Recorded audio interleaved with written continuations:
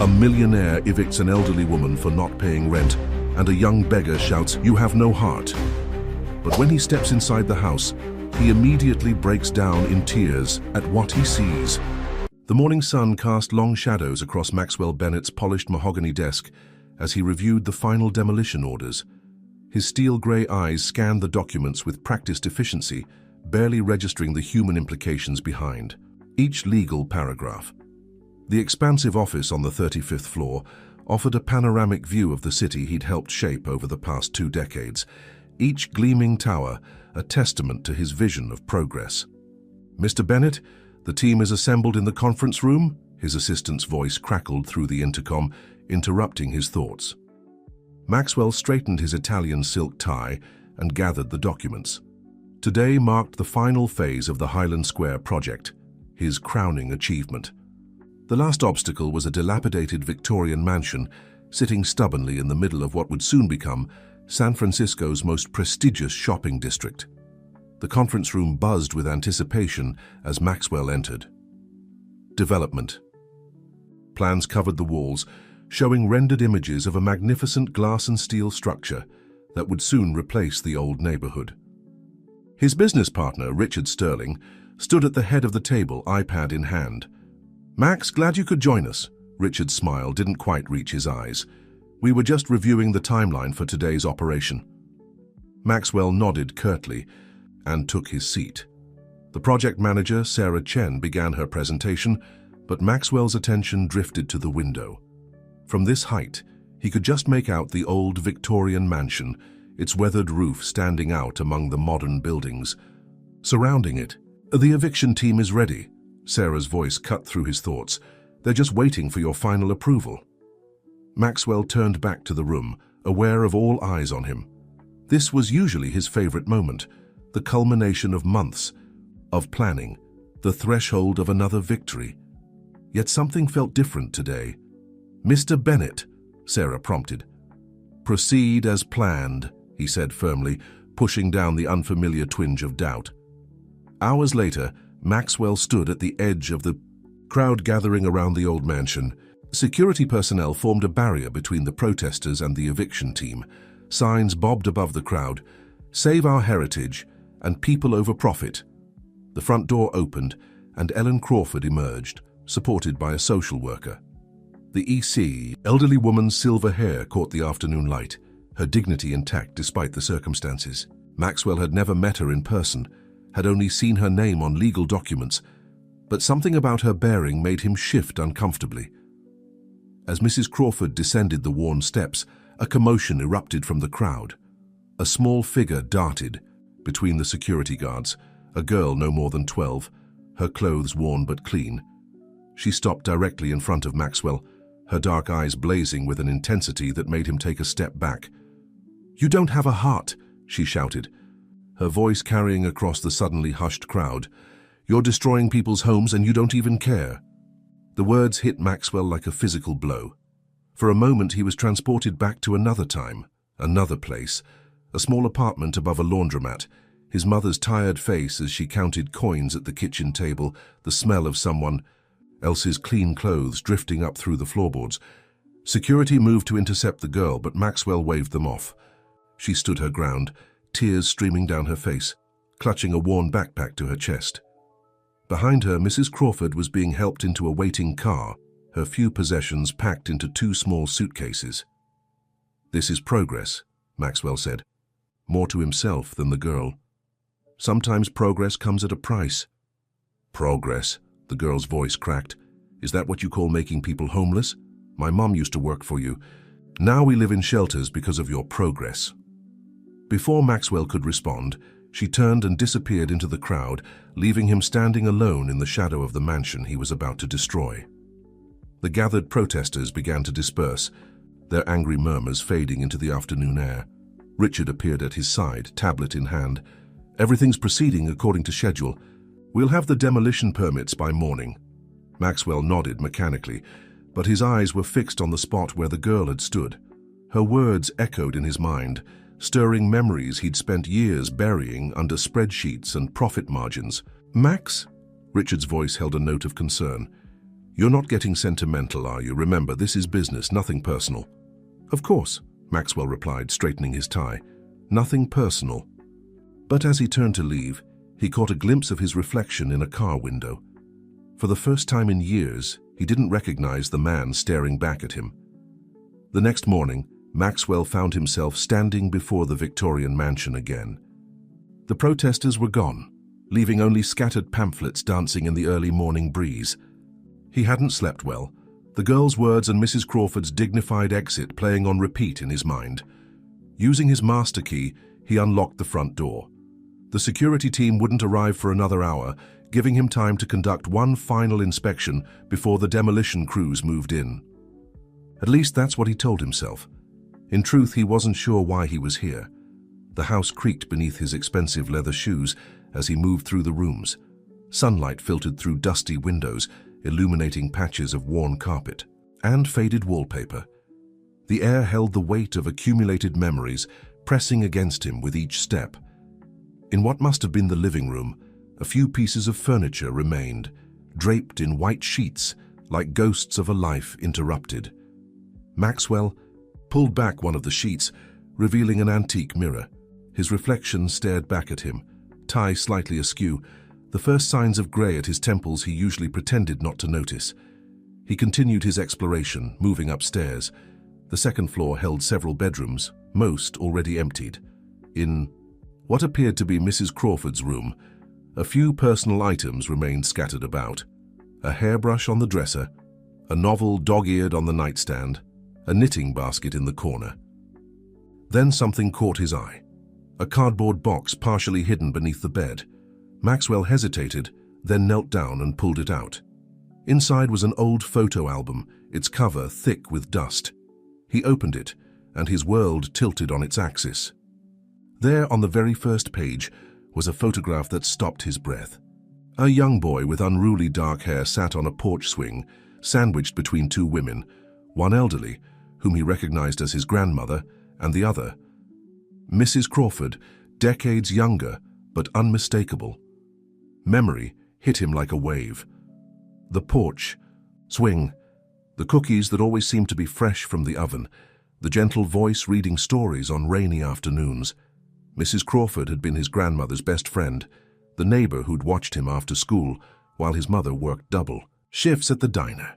Maxwell sank to the floor, the album heavy in his lap. Page after page revealed moments he'd locked away. Birthday parties with homemade cake, summer afternoons in the garden, Christmas mornings with modest but carefully wrapped presents. In each photo, Mrs. Crawford was there, a constant presence in a childhood he'd tried so hard to forget. His phone buzzed, making him jump. A text from Richard. "Demolition crew arriving in 30 minutes. Everything on schedule?" Maxwell's hands shook as he stared at the message. The girl's words from yesterday merged with the photographs in front of him. "You don't have a heart." How had he not recognized Mrs. Crawford? How had he become someone who could forget such kindness?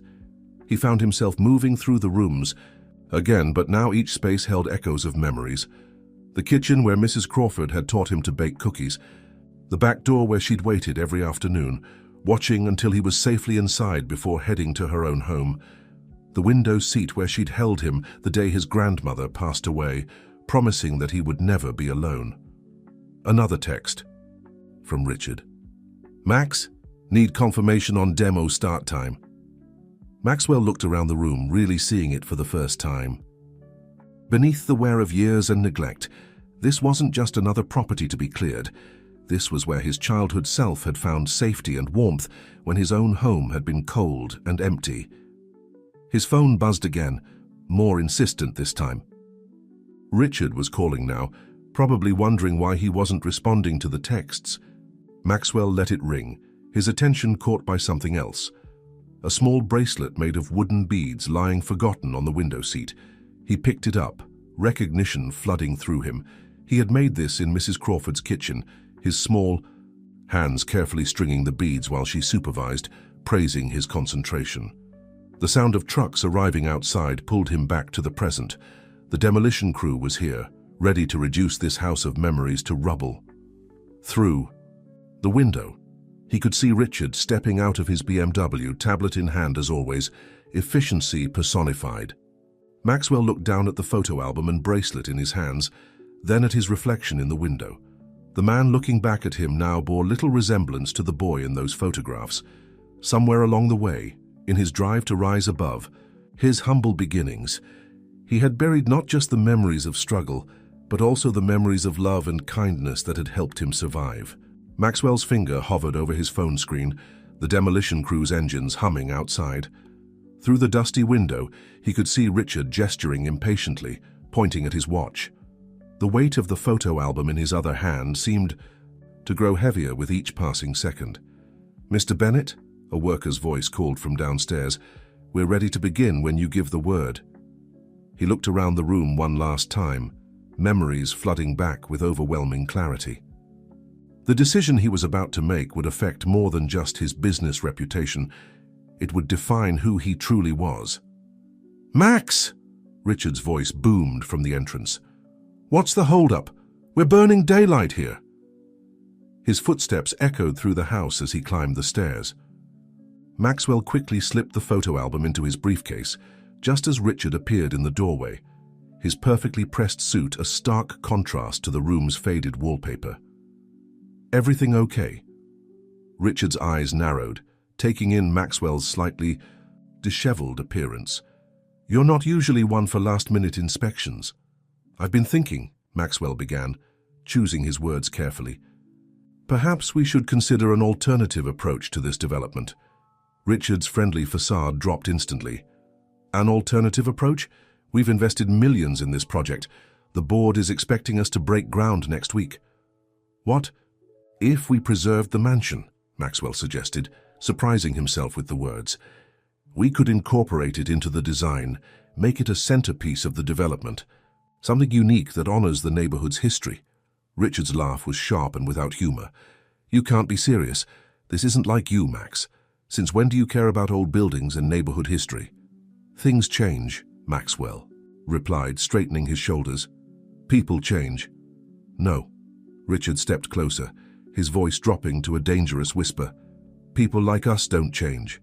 We make things change. That's who we are. That's how we got here." A commotion outside drew their attention. Through the window, they could see a group of reporters gathering at the property line, cameras ready. Richard's expression shifted from anger to calculation. "I've already arranged for press coverage of the demolition," he said smoothly. "Think about how it would look if we backed out now. The board would question your judgment, investors would lose confidence." Maxwell moved to the window, watching as more media vehicles arrived. "You planned this," he realized. "You're forcing my hand." "I'm protecting our interests," Richard corrected. "And yours. Remember who helped you climb out of obscurity, Max. Remember who taught you how this game is played." The sound of more vehicles arriving drew Maxwell's attention back to the street. A familiar car had pulled up. Mrs. Crawford's social worker was helping her out of the back seat. Even from this distance, he could see the devastation on her face as she watched the demolition crews positioning their equipment. "Why is she here?" Maxwell demanded. Richard shrugged, a small smile playing at his lips. "Public relations. The media loves a good story about progress and change. The old making way for the new. It humanizes the process." "Humanizes?" Maxwell's voice rose. "You brought her here to watch us destroy her home?" "Our legal team advised that having her sign the final papers on site would help prevent any future litigation," Richard explained, checking something on his tablet. "Plus, it makes for better photos." The casual cruelty of it all hit Maxwell like a physical blow. He thought of the photos in his briefcase, of the kindness Mrs. Crawford had shown him when he was just a poor kid with nothing to offer in return. Now here he was, about to repay that kindness with destruction, all for the sake of profit margins and shareholder value. "Call it off," Maxwell said quietly. "Excuse me?" "Call off the demolition, now." Richard's face hardened. "You're not thinking clearly. Perhaps the stress of the project is getting to you. Why don't you take the day off? I can handle things here." "I said call it off," Maxwell repeated, his voice carrying the authority that had made him one of the most powerful developers in the city. "Or I'll do it myself." Think very carefully about what you're doing, Richard warned. This isn't just about one old house. Your entire reputation is built on being decisive, on making the hard choices. If you show weakness now— Weakness? Maxwell interrupted. Is that what you call having a conscience? Before Richard could respond, movement in the crowd caught Maxwell's attention. The girl from yesterday had returned, standing next to Mrs. Crawford, her small hand clasped tightly in the older woman's. Something about seeing them together, united in their pain, broke through the last of Maxwell's hesitation. He pulled out his phone and dialed the demolition company's number, aware of Richard's increasingly agitated protests. The choice before him was clear: continue down the path that had brought him wealth and power, or find the courage to become someone his younger self wouldn't be ashamed of. The next 24 hours passed in a blur of emergency board meetings and heated confrontations. Maxwell sat in his office as the sun set, his tie loosened and jacket discarded, watching news coverage of the day's events play out on multiple screens. A development titan halts controversial project, one headline proclaimed. Historic Victorian mansion saved at 11th hour, declared another. His phone hadn't stopped ringing since he'd made the announcement, but he'd instructed his assistant to hold all calls. A gentle knock at his door broke through his thoughts. Sarah Chen, his project manager, entered with a stack of papers. "The preliminary numbers you asked for," she said, placing them on his desk. "The cost of redesigning the project to preserve the mansion will be substantial, but not impossible." Maxwell nodded, grateful for her efficiency. "And the other matter?" Sarah pulled out a tablet, bringing up a series of images. "We found her. The security cameras caught her heading toward Franklin Park most evenings. Based on the footage, she appears to be staying somewhere in that area." Maxwell studied the grainy images of the young girl who had confronted him. In each frame, she clutched the same worn backpack, moving with the careful alertness of someone used to being invisible. "Her name is Lucy Martinez," Sarah continued. "Her mother, Maria Martinez, worked in our accounting department until the downsizing 3 years ago. After losing her job, she—" "I remember," Maxwell interrupted softly. He did remember now. The efficiency experts' recommendations, the cold calculations of cost-cutting measures. How many lives had been upended by decisions he'd made without a second thought? A commotion in the outer office drew their attention. Richard burst in, ignoring the assistant's protests. "The board is in chaos," he announced without preamble. "Shareholders are panicking. What were you thinking, Max?" "I was thinking it's time we did things differently," Maxwell replied, standing. "The redesign will actually create more value in the long run, a unique blend of historic preservation and modern development." "This isn't about the project anymore," Richard's voice dropped to a dangerous whisper.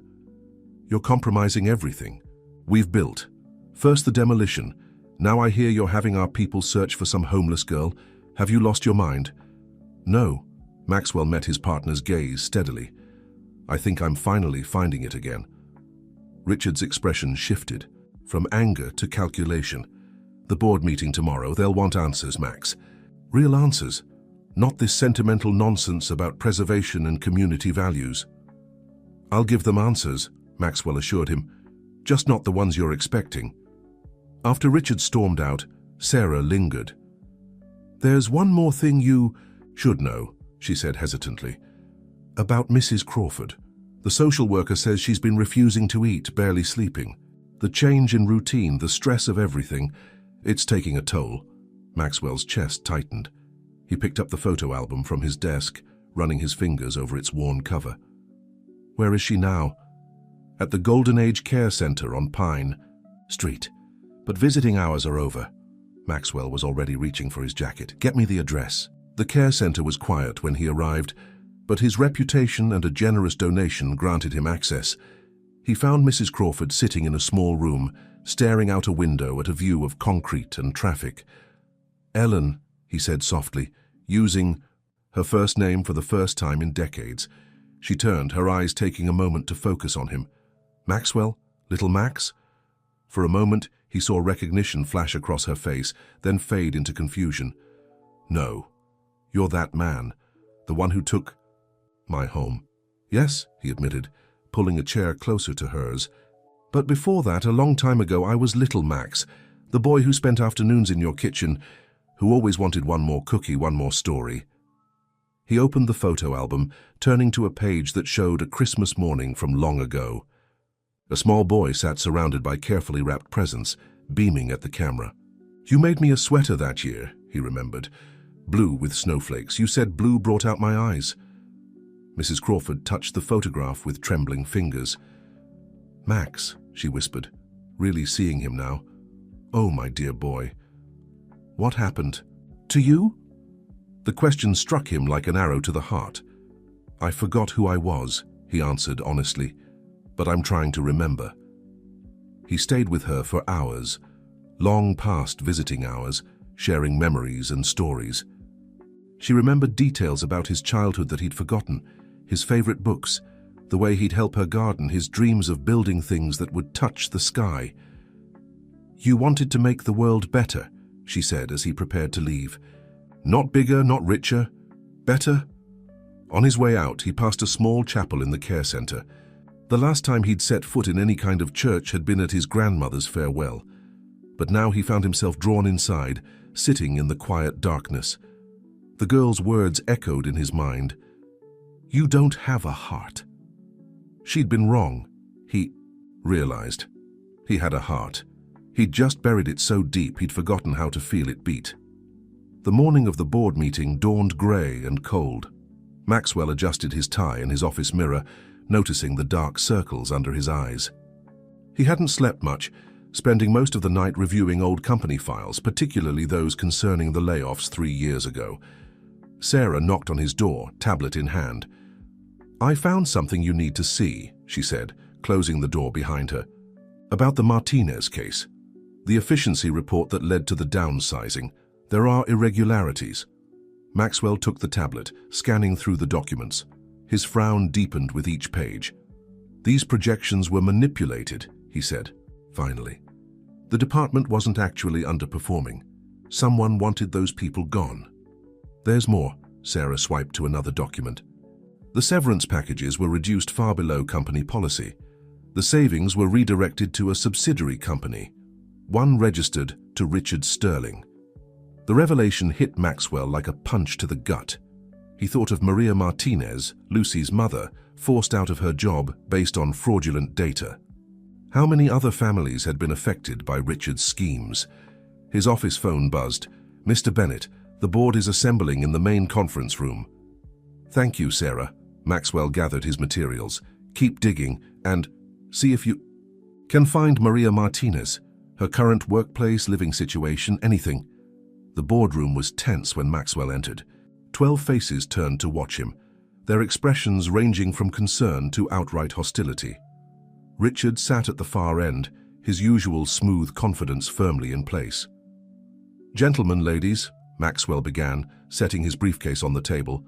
I know you're all concerned about recent events, about my decision to halt the Highland Square demolition, about the direction of this company. Concerned is an understatement, board member Thompson interrupted. This project represents millions in investment. The delay is already affecting our stock price. And your personal involvement with the displaced resident raises questions about your judgment, another board member added. Maxwell noticed Richard's slight smile at these rehearsed-sounding complaints. How long had his partner been laying this groundwork?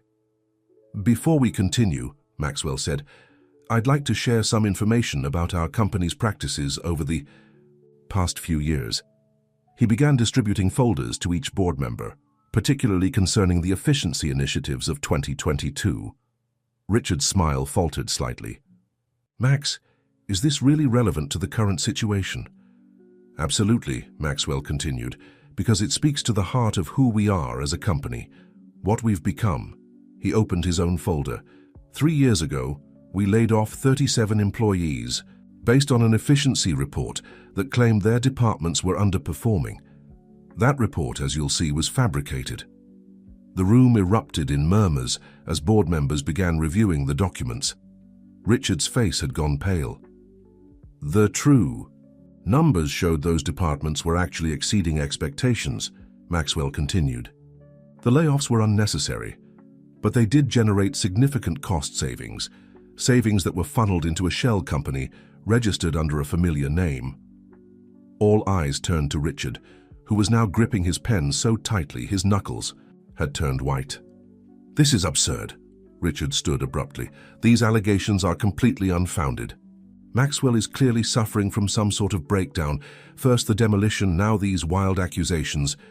The documentation is quite clear," Board Member Thompson said quietly, still reading. "These signatures, these transfers. Mr. Sterling, can you explain this?" But Richard was already heading for the door. "My lawyer will be in touch. This is slander, pure and simple. Security is waiting outside," Maxwell said calmly, "along with representatives from the SEC. They're very interested in discussing these financial irregularities." As Richard was escorted from the building, Maxwell remained in the boardroom addressing the shocked directors. "Ladies and gentlemen, this company needs to change. Not just its practices, but its very purpose. The Highland Square project isn't being cancelled, it's being transformed." He pulled out architectural sketches Sarah had helped him prepare. "Through the night. Imagine a development that preserves history while creating something new. The Victorian mansion becomes a community centre, surrounded by mixed-income housing and local businesses. Not just another luxury shopping complex, but a place that serves the entire community." "The profit margins would be lower," someone pointed out. "Initially, yes," Maxwell agreed, "but we'll be building something sustainable, something that adds real value to the city, something we can be proud of." As the board members studied the new plans, Maxwell's phone buzzed with a text from Sarah, "Found Maria Martinez. You're not going to believe where she's working." Maxwell looked at the address and his heart sank. The pieces were falling into place now, a pattern of destruction that had rippled out from their corporate decisions, affecting real lives, in ways they'd never bothered to consider. The factory outlet mall on the outskirts of town was a far cry from the gleaming office towers of downtown. Maxwell parked his Mercedes in the crowded lot, feeling increasingly out of place in his tailored suit. According to Sarah's information, Maria Martinez worked here as a maintenance supervisor, covering the overnight shift. He found her in a back corridor, mopping up a spill. She looked older than he remembered, her face lined with exhaustion, but there was still pride in the way she held herself. "Mrs. Martinez," he called softly. She turned, recognition and anger flashing across her face. "Mr. Bennett, come to eliminate more jobs?" "No," he said, maintaining a respectful distance. "I came to apologize, and to try to make things right." Maria leaned on her mop, studying him with weary skepticism. "Make things right? Do you know what happened after your efficiency initiative? 3 months behind on rent, eviction notice. My daughter," her voice caught. "Lucy stopped believing in everything, school, home, future. It all became temporary to her. Something that could be taken away at any moment." Each word hit Maxwell like a physical blow. "I recently learned that the layoffs were based on falsified reports. It doesn't excuse my role. I should have verified the data myself. But I want to help now if you'll let me." "Help?" Maria's laugh was bitter. "Like you helped Mrs. Crawford? Lucy told me what happened at the mansion. She was there because that's where we used to live, in the apartment over the garage. Mrs. Crawford let us stay there after everything. Now that's gone too." Maxwell hadn't known this connection, and it made everything worse. His actions hadn't just displaced one person, they'd created a cascade of hardship affecting multiple lives. "The mansion isn't being demolished," he said quietly, "and I'm here to offer you your old job back. Not just back, a promotion. We're restructuring the company, creating new positions focused on community impact assessment. Given your experience, both professional and personal, you'd be perfect for the role." Maria's expression remained guarded. "And Lucy? What about her education? Her future?" "There's a scholarship fund being established for all the children of employees affected by the layoffs. Full college coverage plus support for any immediate educational needs." He paused. "But first we need to find her." Something shifted in Maria's eyes. "You don't know where she is?" "She was last seen near Franklin Park, but the trail goes cold after that. If you could help us." "My shift ends in 20 minutes, Maria said after a long moment. "Wait here." While Maria finished her work, Maxwell called Sarah with an update. The board had unanimously approved the new direction for Highland Square, especially after the full extent of Richard's financial manipulations came to light. The Victorian mansion would indeed become a community centre, with Mrs. Crawford as its honorary director, once she was strong enough to leave the care facility. Maria returned, having changed out of her work uniform.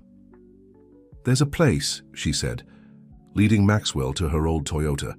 "An abandoned recreation centre near the park. Lucy goes there sometimes. She thinks I don't know, but mothers, we always know more than our children think." They drove in silence through the darkening city. The recreation centre loomed ahead, its windows boarded up, graffiti covering its walls.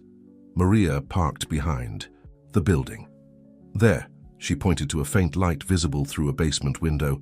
"That's where the neighborhood kids gather. They look out for each other." Maxwell followed Maria around the building.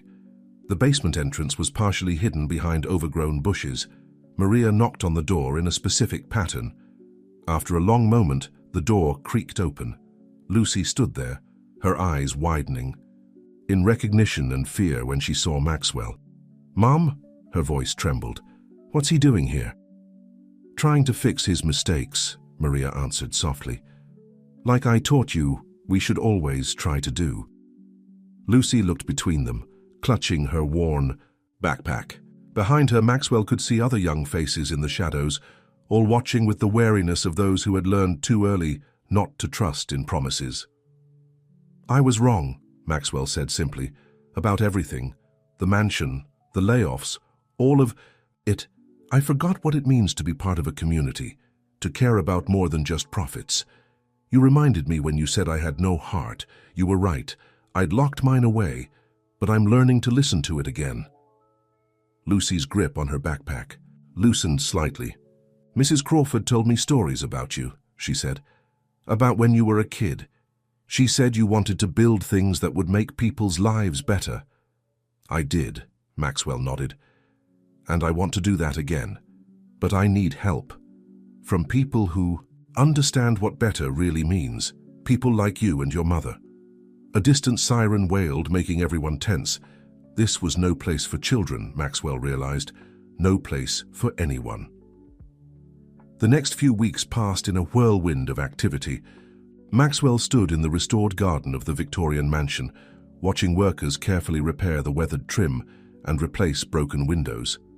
The morning sun cast long shadows across the freshly planted flower beds, Mrs. Crawford's favorites, recreated from his childhood memories. "The community center plans are finalized," Sarah reported, walking up beside him with her ever-present tablet. "The contractors say we can start the interior renovations next week." Maxwell nodded, his attention drawn to a group touring the property. Maria Martinez led the way, clipboard in hand, speaking animatedly to representatives from local non-profit organizations. In just 2 weeks as Community Impact Director, she had already established partnerships with dozens of community groups.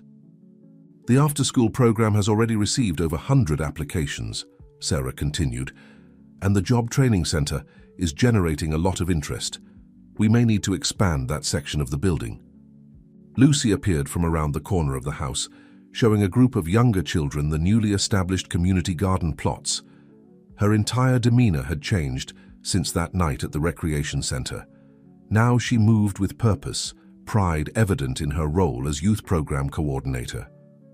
"Mr. Bennett," a small voice interrupted his thoughts. One of the children had broken away from Lucy's tour group. "Is it true you used to live here too?" Maxwell knelt down to the child's level. "Not in this house, but nearby. Mrs. Crawford, I used to take care of me after school, just like she'll help take care of you and your friends once she's feeling better." The child's face lit up. "Lucy said Mrs. Crawford tells the best stories." "That she does," Maxwell smiled, "and soon she'll be here to tell them again." As the child ran back to join the tour group, Maxwell's phone buzzed. A message from his assistant. Urgent news about Richard Sterling. He excused himself and headed inside, finding a quiet corner in what would soon become the center's library. The news article his assistant had sent was already making waves. Former executive faces additional charges in financial scandal. According to the report, Investigators had uncovered a pattern of fraud extending far beyond the efficiency reports. Richard had been systematically undermining communities, driving down property values through various shell companies, then acquiring the depreciated properties for development projects. "I should have seen it sooner," Maxwell muttered to himself, thinking of all the neighborhoods they'd transformed over the years. How many lives had been disrupted by their relentless pursuit of profit? A commotion at the front of the house drew his attention. He heard excited voices and hurried to investigate. His heart skipped a beat at the sight that greeted him. Mrs. Crawford stood in the entrance hall, supported by her social worker, but very much present. Her eyes were bright as she took in the ongoing restoration work. "Ellen," Maxwell rushed forward to help her to a comfortable chair. "We weren't expecting you until next week." "I couldn't wait," she smiled, patting his hand. "The doctors say a familiar environment might help with my recovery, and where could be more familiar than home?" Lucy appeared with a glass of water, hovering nervously nearby until Mrs. Crawford beckoned her closer. "Come here, child. Maxwell tells me you've been helping with the garden." As Lucy eagerly described the vegetable plots and flower beds they'd planted, Maxwell watched the interaction with a full heart. The mansion was coming back to life, not just in its physical restoration, but in the way it was already beginning to serve its new purpose. Maria joined them, carrying architectural plans for the next phase of renovation. "We've had an idea," she began, spreading the drawings on a nearby table. "The old carriage house at the back of the property. We could convert it into transitional housing for families in need." Maxwell studied the plans, noting the careful attention to both functionality and dignity in the design. "How many families could it accommodate?" 6 units, Maria replied. "It's not much, but it's a start," Mrs. Crawford finished for her. "Everything important starts small, like seeds in a garden." The wisdom in her words struck Maxwell deeply. He thought of his own journey, how it had started with a child's shout in the street and grown into something he could never have imagined. Sarah appeared in the doorway. "Sorry to interrupt, but the community board members are here for the walkthrough, and the local news crew is requesting an interview about the center's programs." Maxwell looked at the group gathered around Mrs. Crawford's chair, Maria with her architectural plans, Lucy with her garden updates, the future taking shape in their shared vision. "Tell them we'll do the interview here," he decided. "All of us together. This isn't just my story to tell anymore." The autumn breeze carried the scent of fresh paint and newly turned earth as Maxwell walked through the mansion's restored halls. 3 months had passed since the day Mrs. Crawford returned home, and the transformation was remarkable, not just of the building, but of the lives within it. He paused at the entrance to what had once been the formal dining room, now converted into a bustling study space. Lucy sat at one of the tables, surrounded by younger children helping them with their homework. Her own grades had improved dramatically since starting back at school, and she'd recently been talking about becoming a teacher. "The tutoring program is our most successful initiative so far," Maria said, joining him at the doorway. She'd traded her maintenance uniform for business casual attire, but she still carried herself with the same quiet dignity. "We're getting requests from other neighborhoods to expand the program." Maxwell nodded, making a mental note. "We should discuss that at the next board meeting. The Foundation's resources are meant to be shared." The Bennett Community Foundation had emerged from the ashes of the Highland Square project, with a mission to preserve and revitalize historic neighborhoods while supporting their residents. The board now included community leaders alongside business experts, ensuring a balance between progress and preservation. They made their way to the kitchen, where Mrs. Crawford was teaching a cooking class to a group of adults, former homeless individuals now participating in the center's job training program. The smell of fresh-baked cookies brought back memories of Maxwell's own childhood afternoons in this kitchen. "Just in time," Mrs. Crawford called out, pulling a tray from the oven. "Everyone needs to taste test these before they go to the youth center opening tomorrow." The kitchen erupted in laughter as Maxwell and Maria were pressed into service as cookie critics. The warmth in the room went beyond the heat of the ovens. It was the warmth of community, of belonging, of purpose restored. Sarah found them there, somehow managing to look professional while holding a half-eaten cookie.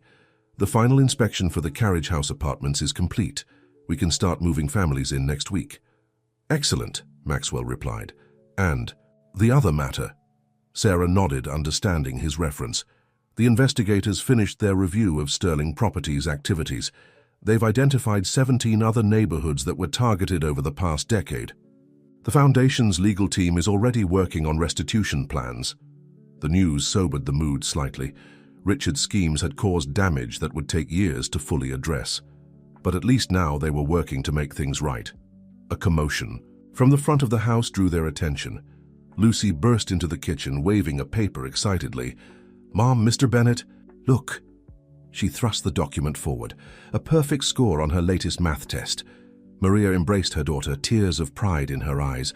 Maxwell remembered the frightened, angry girl who had confronted him months ago and marveled at the transformation. "This calls for a celebration," Mrs. Crawford declared, pulling out ingredients for another batch of cookies. "Lucy, would you like to help? I seem to remember another young person who always wanted to learn the secret recipe." Maxwell smiled, recognizing his own childhood enthusiasm in Lucy's eager nod. As they worked together at the counter, he pulled Sarah aside. "How are the plans coming for the recreation center renovation?" "On schedule," she replied. "The city council approved our proposal to convert it into a youth sports and arts complex. Construction starts next month." "Good, those kids deserve a real place to gather, not an abandoned basement." The afternoon light slanted through the restored stained glass windows, casting colorful patterns across the kitchen floor. Maxwell watched as Mrs. Crawford guided Lucy's hands in measuring ingredients, just as she had done with him so many years ago. Maria sat at the kitchen table, reviewing program proposals for the foundation, while occasionally glancing up to smile at tea. Her daughter. A delivery person appeared at the kitchen door with a large package. "Historic Preservation Award," Sarah explained as Maxwell opened it, "for the mansion's restoration." The plaque was elegant, but Maxwell's attention was drawn to the inscription. "For outstanding contribution to community heritage and development." Below the formal text, someone had added a handwritten note, "Where progress meets preservation, humanity thrives." He placed the award on a kitchen shelf, between a row of cookbooks and a framed photograph of the mansion's original construction. The past and present, finally finding harmony. The winter sun cast long shadows through the mansion's windows as Maxwell reviewed the quarterly reports in his new office, a modest room compared to his former corporate suite, but somehow more satisfying. The walls were adorned with children's artwork from the center's after-school program and a worn wooden desk that Mrs. Crawford insisted had belonged to the mansion's original owner sat in the corner. A knock at the door interrupted his thoughts. Sarah entered, followed by an unexpected visitor, Thompson, his former board member from Bennett Developments. "Hope I'm not interrupting," Thompson said, taking in the transformed space with obvious curiosity. "Quite a change from the 35th floor." Maxwell stood to greet him. "Everything's a change these days. What brings you here, James?" Thompson shifted uncomfortably. "The news about Sterling Properties has everyone rattled. More developments are coming to light. Shell companies, fraudulent permits, community displacement strategies. It's worse than we thought." "How many neighborhoods?" Maxwell asked, though he dreaded the answer. 23 confirmed now across 3 states. The SEC is expanding their investigation." Thompson paused. "But that's not why I'm here. The board... We've been watching what you're doing here. This foundation, the community programs, the restoration projects. It's not what any of us expected, but the results are undeniable." Sarah pulled up some figures on her tablet. "Our community impact metrics show significant improvements in educational outcomes, job placement rates, and housing stability. The foundation's model is proving more sustainable than traditional development approaches." "Exactly," Thompson nodded. "Which is why I'm here with a proposal. Several board members want to establish a partnership between Bennett Developments and your foundation. We're ready to commit significant resources to expand this model to other communities." Maxwell leaned back in his chair, studying his former colleague. "The same board that thought preserving this mansion was financial suicide." "We were wrong," Thompson admitted. "You showed us a different way forward, But we need your expertise to make it work." Before Maxwell could respond, excited voices echoed from the hallway. Lucy burst in, followed by a group of students from the center's youth leadership program. "Mr. Bennett, we won!" Lucy was practically bouncing with excitement. "The city council approved our proposal for the community garden expansion." The students had spent months developing a plan to convert several vacant lots near the mansion into an urban farming initiative. Maxwell had helped them navigate the bureaucratic process, but the work had been entirely their own. Thompson watched, the interaction with interest, as Maxwell congratulated the students and reviewed their presentation materials. "This is exactly what I'm talking about," he said, after the excited group had left. "You're not just developing properties anymore. You're developing people's potential. That's what real progress looks like." Mrs. Crawford's voice came from the doorway. She entered slowly, supported by her cane, but growing stronger each day. It's what Maxwell understood as a boy, before he forgot for a while. Maxwell smiled at her gentle rebuke. "I had some excellent teachers to remind me." A commotion from outside drew them to the window. Maria was directing a group of workers installing new playground equipment in the mansion's side yard.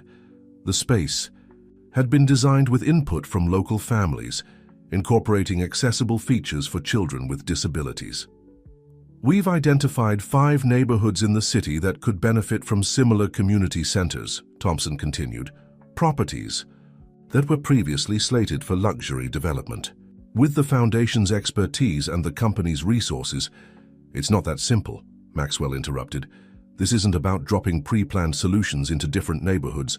Each community has its own needs, its own history, its own voice. That's what we lost sight of before." "Then teach us," Thompson urged.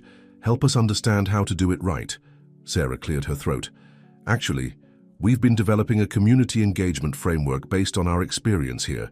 Maria's team has documented the process, including mistakes made and lessons learned." Maxwell looked around the room, at Mrs. Crawford, who had given him his first lessons in compassion, at Sarah, who had helped transform corporate efficiency into community effectiveness, at the children's artwork that reminded him daily of why their work mattered. "We'll need to establish clear guidelines," he said finally. "Ethical standards, community oversight, transparent governance. No more shortcuts, no more pushing people aside in the name of progress." Thompson nodded eagerly. "Of course. Whatever it takes." "And one more thing," Maxwell added. "The first step in any new project will be listening. Really listening to the people whose lives we're affecting. That's non-negotiable." As if to emphasize his point, the sound of children's laughter drifted up from the playground below. Lucy was leading a game, her voice confident and clear as she organized the younger kids into teams. Spring arrived with a burst of color in the mansion's restored gardens. Maxwell stood on the front porch, watching as families gathered for the community center's first anniversary celebration. The transformation from that tense day of the attempted demolition seemed almost miraculous, yet he knew it was the result of countless small acts of dedication and care. Maria approached, clipboard in hand as usual, but now it was accompanied by the confident bearing of someone who knew their true worth. "The reporters are here for the interview. Are you ready?" Maxwell nodded, but his attention was caught by a particular scene unfolding near the garden. Lucy was showing a group of new children around the property, her manner a perfect blend of authority and kindness. Among them was a small boy clutching his mother's hand, his eyes wide with uncertainty. "That's Michael and his mum," Maria explained, following Maxwell's gaze. "They just moved into one of the carriage house apartments. Former Sterling Properties development displaced them from their previous neighborhood." Maxwell watched as Lucy knelt down to the boy's level, saying something that made him smile. She pointed out the vegetable gardens, the playground, the study rooms visible through the windows. Gradually, the boy's grip on his mother's hand loosened. "She's good with them," Maxwell observed. "She understands them," Maria corrected. "She knows what it's like to feel lost, and how much difference a safe place can make." They made their way to the mansion's newly renovated sunroom, where Mrs. Crawford was already seated for the interview. Her health had improved remarkably over the past year, which she attributed to having a purpose again, as she liked to say. The reporter, a thoughtful-looking woman with quick eyes, set up her recording equipment. "I've been following this story since the day of the almost demolition," she began. "But I'm curious about what happened before that moment. Mr. Bennett, what made you change your mind?" Maxwell glanced at Lucy, who had joined them with her young charges. "Someone very brave told me I had no heart," he said. "She was wrong. I had just forgotten how to use it." The interview continued, with each person adding their perspective to the story. Mrs. Crawford spoke about the power of remembering who you truly are. Maria described the journey from anger to purpose. Lucy, now poised and articulate, explained her vision for the youth leadership program she was developing. "And the Foundation's future plans?" the reporter prompted. "We're expanding, but carefully," Maxwell explained. "Each project is unique, shaped by the community it serves. We're currently working with 5 other neighborhoods, learning from each one." "Learning seems to be a key theme here," the reporter observed. "It never stops," Mrs. Crawford interjected with a smile. "Even an old teacher like me learns something new every day." After the interview, Maxwell found himself back on the porch, watching the celebration unfold. Children played on the new playground equipment while their parents chatted with Program C. Coordinators. Local artists had set up displays of work created in the center's studios. The air was filled with music from the youth band practice room. Sarah joined him, taking a rare break from her organizational duties. "The board approved the expansion budget," she reported, "and the city council wants to use our community engagement model as a template for future development projects." Maxwell nodded, but his attention was drawn to a scene at the garden gate. A new family was arriving, a grandmother and her grandson looking uncertain but hopeful. Lucy and Michael, the boy from earlier, were already moving to welcome them. "Do you see that?" Mrs. Crawford's voice came from behind them. She had wheeled herself onto the porch to enjoy the afternoon sun. "How the children who were helped become the ones who help. That's how real change happens." Maxwell watched as Michael shyly offered to show the new boy the vegetable garden he had helped plant. Lucy supervised from a distance, understanding the importance of letting them form their own connection. "I've been thinking about the reporter's question," Maxwell said, "about what made me change. It wasn't just one moment or one person. It was remembering who I was before I learned to value the wrong things, and it was seeing the possibility of who I could become." "The heart never really forgets," Mrs. Crawford said softly. "It just needs reminding sometimes." The afternoon. Light turned golden, casting long shadows across the mansion's restored facade. From inside came the smell of fresh-baked cookies, Mrs. Crawford's recipe, now being taught in the culinary training program. Children's laughter mingled with adult conversations, creating a symphony of community that Maxwell had forgotten could exist. "We're not just preserving a building," he realized aloud. "We're preserving the possibility of connection, of growth, of second chances." "And third chances," Mrs. Crawford added with a knowing smile. "And fourth and fifth, as many as it takes. That's what a real home provides." The summer heat shimmered above the mansion's restored slate roof as Maxwell reviewed the latest community impact reports in the garden. The scent of blooming roses, Mrs. Crawford's pride and joy, drifted on the warm breeze, mingling with the sounds of children playing nearby. "The numbers are remarkable," Sarah said, scrolling through data on her tablet. 87% of our job training program graduates are now employed full-time. The Youth Mentorship Initiative has helped improve school attendance rates by 40%, and the waiting list for the Carriage House apartments keeps growing. Maxwell nodded, but his attention was drawn to a more immediate measure of success.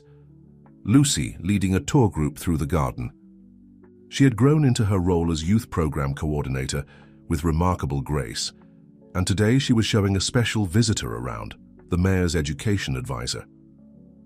"Our student-led initiatives are particularly effective," Lucy was explaining, her confidence evident in every gesture. "When young people feel ownership of their learning space, they're more motivated to succeed. Take our science garden, for example." She led the group to a section of carefully tended plots where younger students were conducting soil experiments. Michael, The once shy boy who had arrived just months ago was now enthusiastically explaining the difference between various composting methods to his peers. "I remember when you could barely get him to speak above a whisper," Maria commented, joining Maxwell at the garden table. She had just returned from a meeting with city planners about expanding the foundation's model to other neighborhoods. "People bloom when they're given the right conditions to grow." Mrs. Crawford's voice came from behind them. She maneuvered her wheelchair along the garden path, looking particularly pleased. "Just like my roses." A commotion at the front gate drew their attention. A group of business people in suits was arriving, led by Thompson. Maxwell recognized several prominent developers among them, former competitors who had once mocked his sentimental approach to community development. "Word's getting around," Sarah explained. "They want to see how we've managed to make this model both socially impactful and financially sustainable." Maxwell watched as Lucy smoothly incorporated the new group into her tour.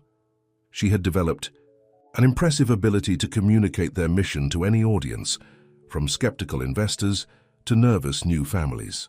"The key is understanding that real value isn't just about property appreciation," she was telling the developers. "It's about human appreciation.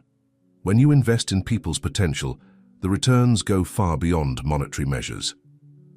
One of the developers, a woman Maxwell recognized as the CEO of a major construction company, was taking careful notes. "And the operational costs?" she asked. "Lower than traditional development models in the long run," Maria stepped in, pulling up detailed spreadsheets on her tablet. "Community engagement reduces vandalism and maintenance issues. Resident-led programs create a sense of ownership that translates to better property preservation. And our job training programs provide a skilled local workforce for ongoing operations."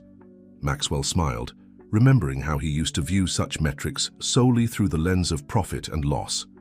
Now he understood that true success could be measured in the confidence in Lucy's voice, the pride in Maria's bearing, the joy in Mrs. Crawford's eyes as she watched her beloved mansion serve its new purpose. Thompson approached Maxwell while the others continued the tour. "You've started something here that can't be ignored," he said quietly. "The old way of doing things, pushing people out, tearing communities apart, it's becoming unsustainable. More and more developers are realizing they need to change." "Change isn't easy," Maxwell acknowledged, thinking of his own journey. "It requires more than just new business models. It requires new ways of seeing, new ways of listening." A burst of laughter drew their attention to the science garden, where Michael was demonstrating the results of his composting experiment. Something had clearly gone entertainingly wrong, judging by the giggles and the smell, but instead of being embarrassed, he was turning it into a lesson about the scientific method. "I've been thinking about what you said last time," Thompson continued, "about really listening to communities.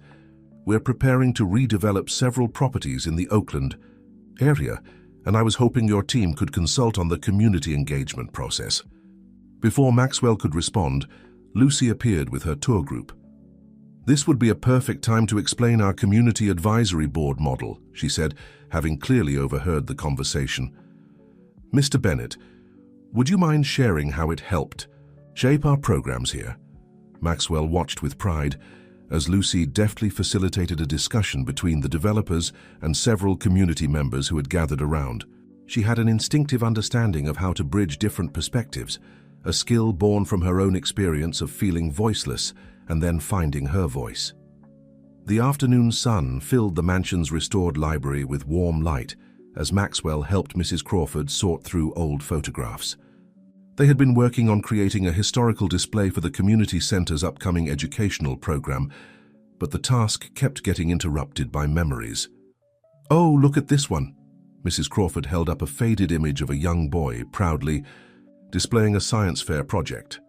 "Your first experiment in this very room. You were determined to prove that plants could grow better with classical music." Maxwell chuckled, remembering his childhood certainty. "As I recall, the results were inconclusive, but it sparked my interest in how environments affect growth, though I lost sight of that lesson for a while." "But you remembered when it mattered most," Mrs. Crawford patted his hand. "And now look what's growing here." Through the library windows, they could see the afternoon activities in full swing. Lucy was conducting a peer tutoring session on the lawn, her students spread out on colorful blankets. Maria was giving a tour to representatives from another city interested in replicating their program. Sarah was reviewing plans with the construction team for the new wing that would house additional classrooms and a technology center. "Mr. Bennett!" Michael burst into the library, his face flushed with excitement. "Look what we found in the old garden shed." He carefully placed a dusty wooden box on the table. Inside was a collection of garden tools, each handle worn smooth with age and marked with initials. "Those belong to the original gardener, Mrs." Crawford explained. He taught all the neighborhood children about plants and nature, including a certain young boy who used to sneak vegetables from the kitchen garden. Maxwell examined the tools with reverence, memories of summer afternoons. "Flooding back. We should clean these up, make them part of the display. They're part of the mansion story, too." "Everything here tells a story," Lucy said, joining them after her tutoring session. "That's what I love about this place. Every room, every object, has meaning." Sarah entered with fresh news from the city council meeting. They've officially designated the entire block as a historic community development zone. No more worries about future demolition threats. The announcement brought smiles of relief, but Maxwell noticed Mrs. Crawford's thoughtful expression. "What is it, Ellen?"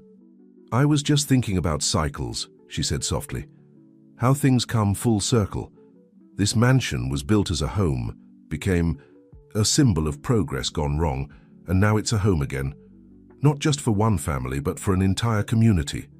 Maria joined them, adding another folder to the growing collection of historical documents. "We found something interesting. In the city archives," she reported, "the original owner of the mansion had included a letter with the building plans. Listen to this." She read from a yellowed page.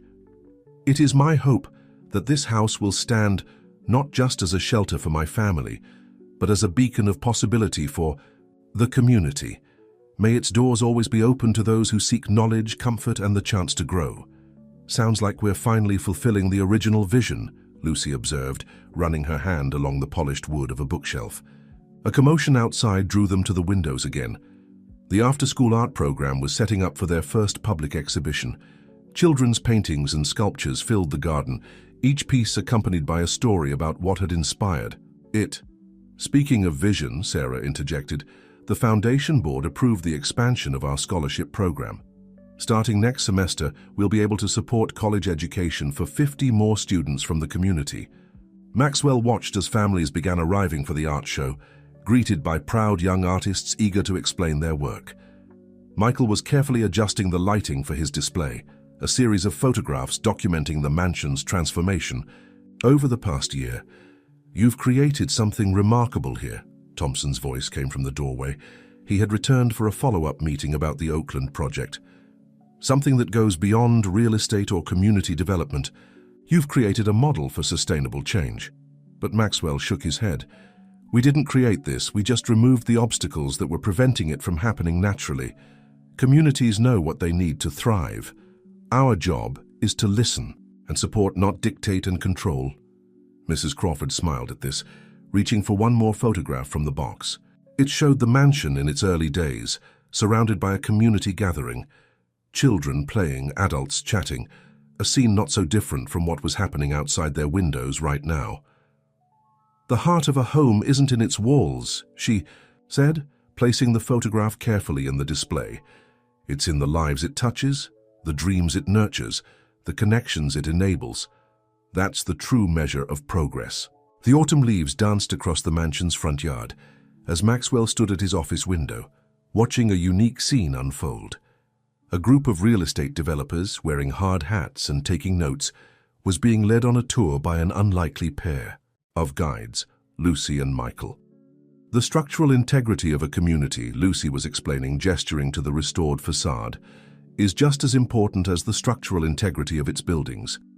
You have to understand both to create meaningful development." Michael nodded enthusiastically beside her, adding, "Like our science garden project showed, healthy growth needs the right foundation. It's all connected." Sarah appeared at Maxwell's door with the latest quarterly reports. "They've been at it for 2 hours," she commented, nodding toward the tour group. Lucy's idea to have youth leaders conduct these educational tours is proving incredibly effective. She understands something I didn't for a long time, Maxwell replied, that the best way to change minds is to open hearts first. The Foundation's influence had grown beyond anything they'd initially imagined. What had started as a single preserved mansion had sparked a movement in urban development circles. Developers from across the country were coming to learn about their community-centered approach. Maria entered the office, her tablet displaying a series of emails. "The Oakland project is exceeding expectations," she reported. "The community advisory board model we helped Thompson implement has completely transformed their approach. They're even hiring local residents as project consultants." Through the window, they could see Mrs. Crawford in her favorite spot in the garden, surrounded by a group of elderly residents from the neighborhood. She had started a storytelling circle that was becoming the heart of an oral history project, preserving the community's memories for future generations. "We've received another interesting proposal," Sarah said, pulling up a document on her tablet. "The city wants to establish a training institute here, a place where other communities can learn to implement similar programs." Maxwell was about to respond when a commotion near the gate caught his attention. A familiar face was approaching. Richard Sterling, recently released from detention, looking considerably humbled in casual clothes. Lucy spotted him first, her body tensing slightly. But instead of retreating, she straightened her shoulders and continued her presentation, her voice clear and confident. "And this is where we learned our most important lesson about the true meaning of progress." Richard stopped at the edge of the group, listening silently. Maxwell watched as his former partner's expression shifted from discomfort to something that looked like recognition. Maria moved to stand beside Maxwell at the window. "Should we ask him to leave?" But before Maxwell could answer, Mrs. Crawford's voice carried across the garden. "Young man," she called to Richard, "would you like to join us? We're sharing stories about second chances." The moment hung in the air like a delicate thread. Then, slowly, Richard walked over to the storytelling circle. Maxwell couldn't hear what was said, but he watched as Mrs. Crawford patted the bench beside her, making space. "She never loses faith in people's capacity to change," Maria observed, softly, even after everything. Lucy's tour group had moved to the science garden, where Michael was demonstrating their latest experiments in sustainable urban farming.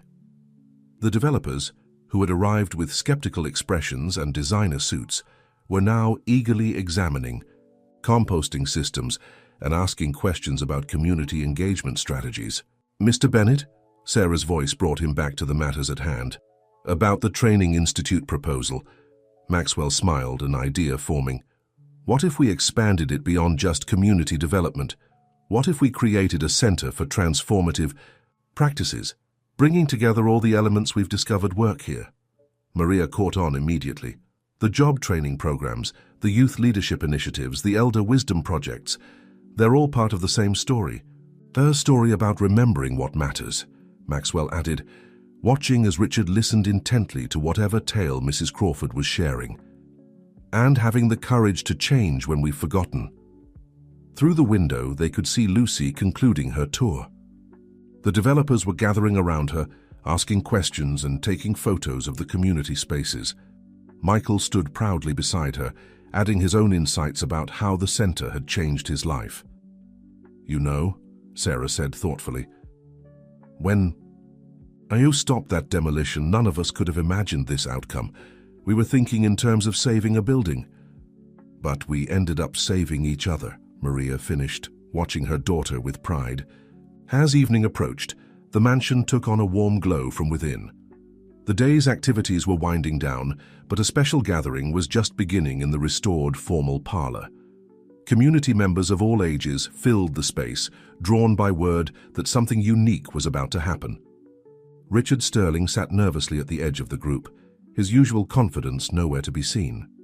Mrs. Crawford had invited him to join their weekly community dialogue session, where residents shared their stories and discussed their hopes for the future. "Perhaps," she had suggested gently, "you have something to contribute to our understanding."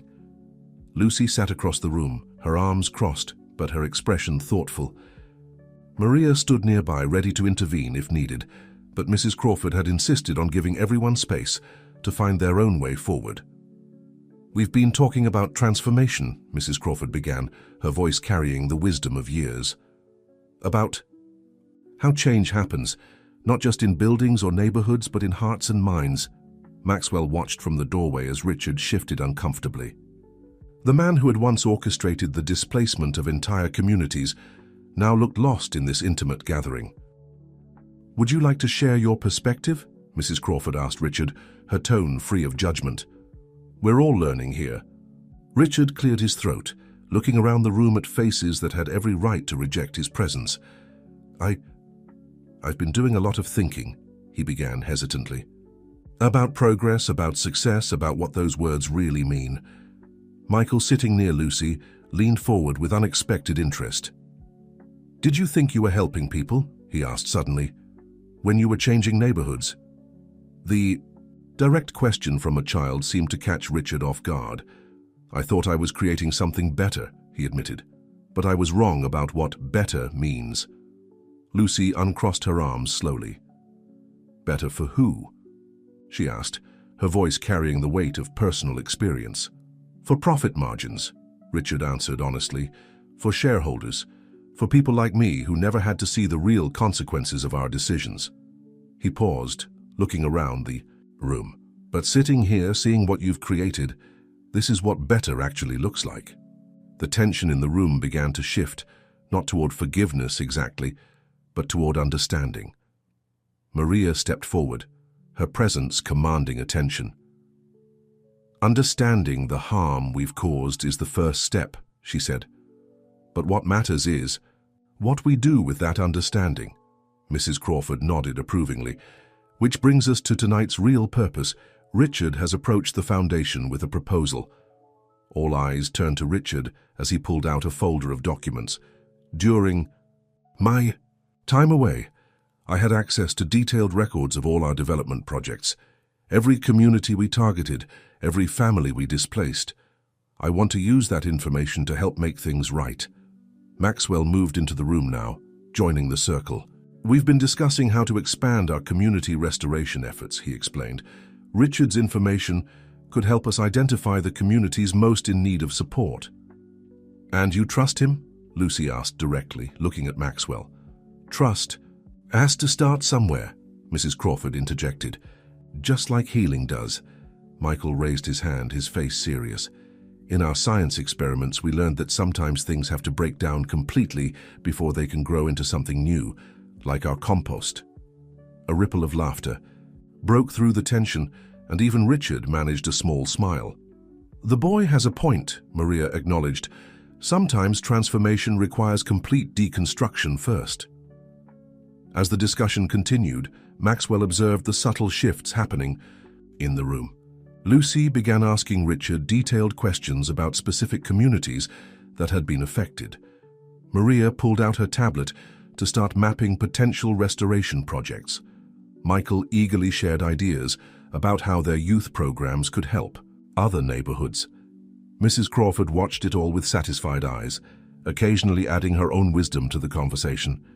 The mansion's walls, which had witnessed so many changes over the years, now held space for this unexpected moment of reconciliation.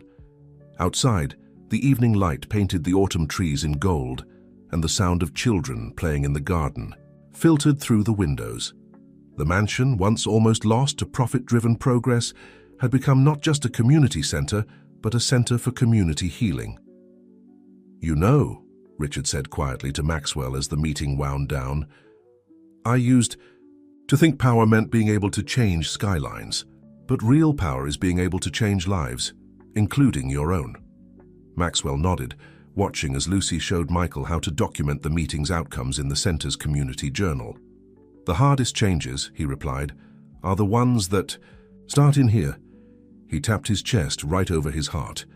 The winter morning brought a dusting of snow to the mansion's grounds as Maxwell reviewed the expansion plans in the community room. Maps and documents covered the large table, each representing a neighborhood identified through Richard's records as a potential site for restoration. "The Oakland project is already showing impressive results," Sarah reported, highlighting specific data points. Thompson's team has fully embraced our community-first approach.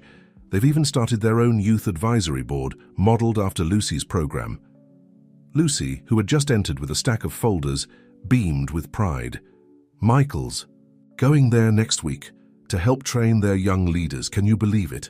The same kid who barely spoke 6 months ago is now teaching others how to make their voices heard. Maxwell smiled, remembering the shy boy who had arrived clutching his mother's hand.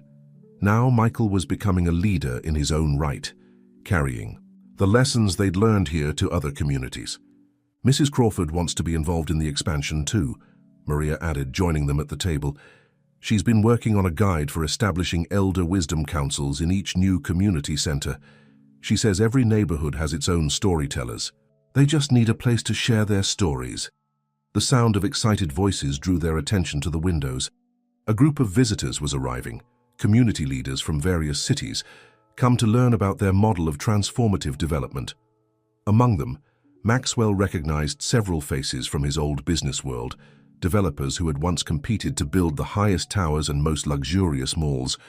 "Remember when they called us dreamers?" Sarah mused, watching the group approach. "Now they're calling us pioneers."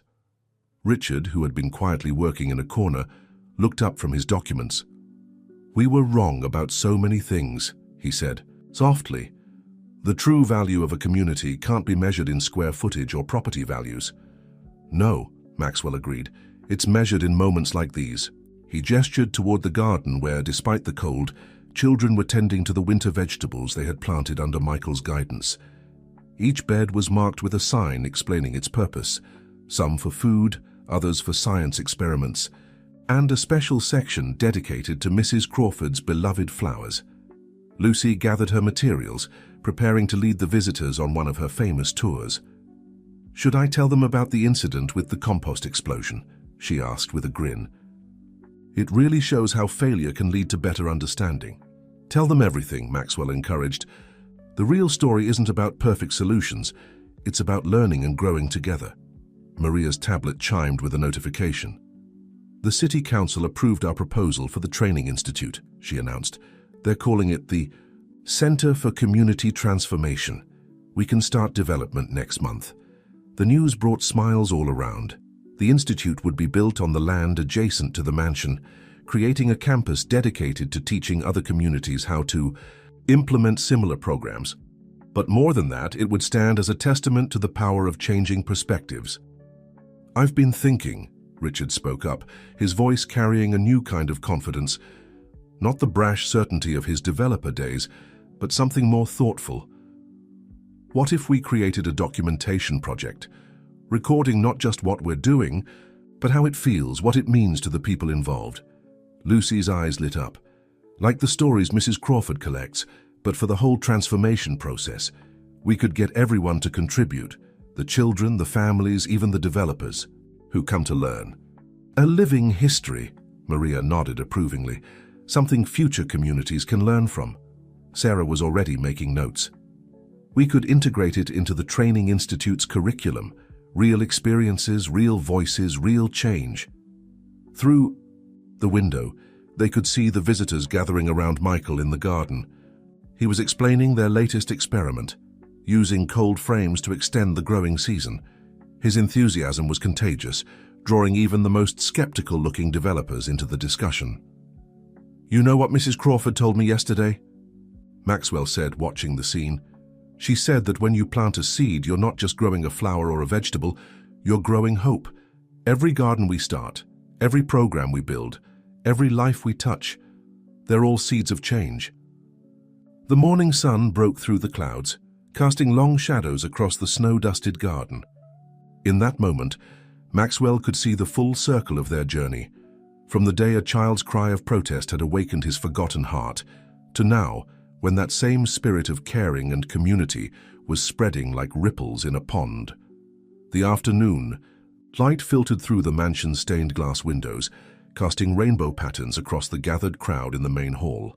It was a special day, the official groundbreaking ceremony for the Center for Community Transformation, but also a celebration of everything that had led to this moment.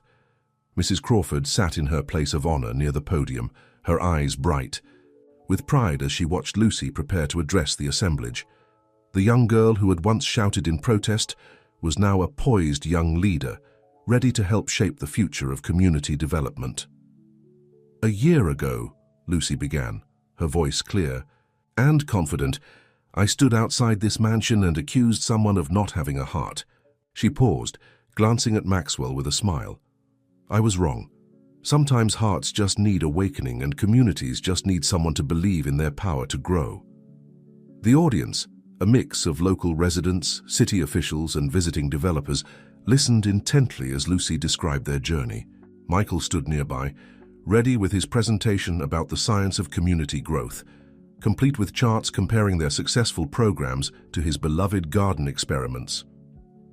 "The most important thing we've learned," Lucy continued, "is that real progress isn't about replacing the old with the new.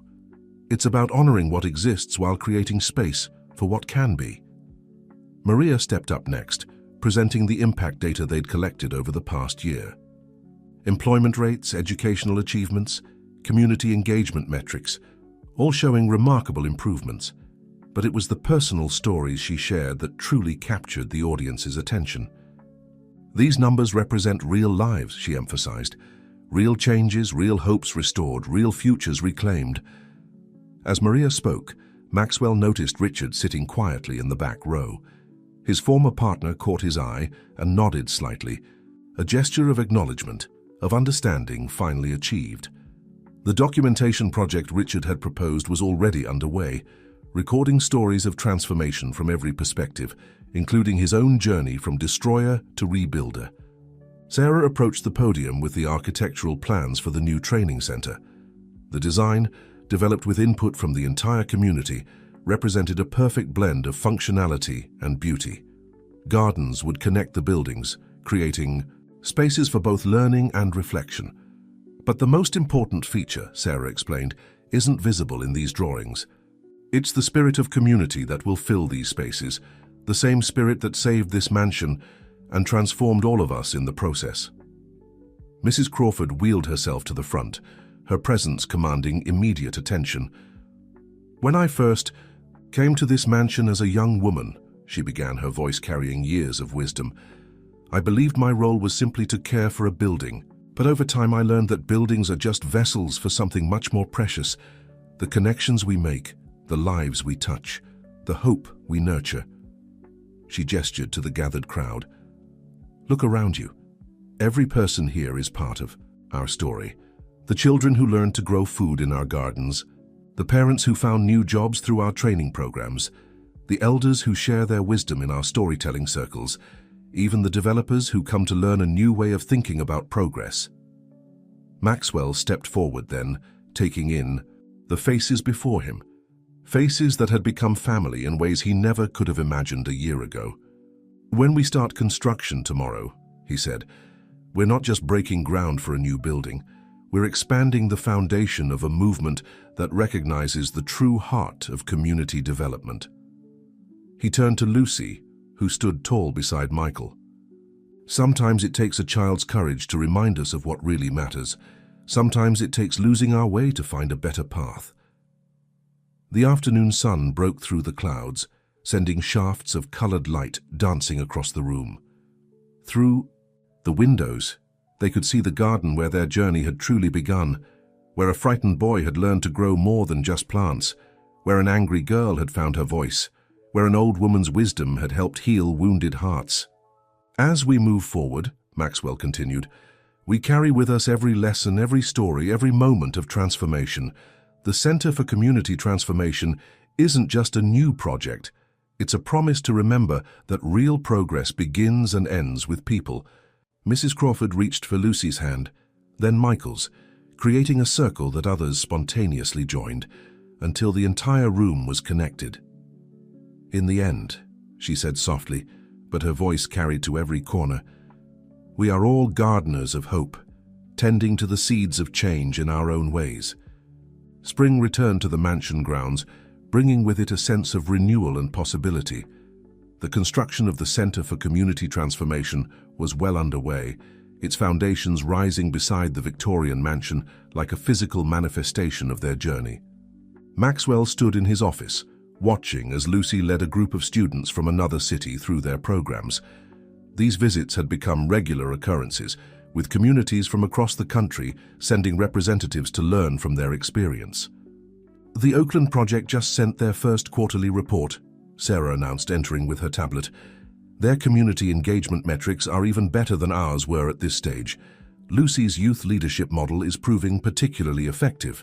Speaking of Lucy, Maria joined them, her face glowing with maternal pride. "She's been invited to speak at the National Urban Development Conference. They want to hear about our youth-led initiatives directly from the source." Through the EFE window, they could see Michael demonstrating the latest developments in their community garden program. The once shy boy had grown into a confident young educator, his passion for science now seamlessly blended with his commitment to community development. "Remember when we thought success meant the height of our buildings?" A familiar voice came from the doorway. Richard entered, carrying a thick folder of documents. "The research team has identified 3 more communities that were impacted by our old development practices. The Foundation's Restoration Fund is ready to begin outreach." The Restoration Fund had been Richard's idea, a way to channel his knowledge of past harmful practices into healing and rebuilding. Each project began with listening to the community's stories, understanding the damage done, and working together to create new possibilities. Mrs. Crawford's voice carried up from the garden, where she was conducting one of her beloved storytelling sessions. The circle around her included both long-time residents and visitors, all drawn into the web of community history she wove with her words. "The Training Institute curriculum is nearly complete," Sarah reported, pulling up detailed plans on her screen.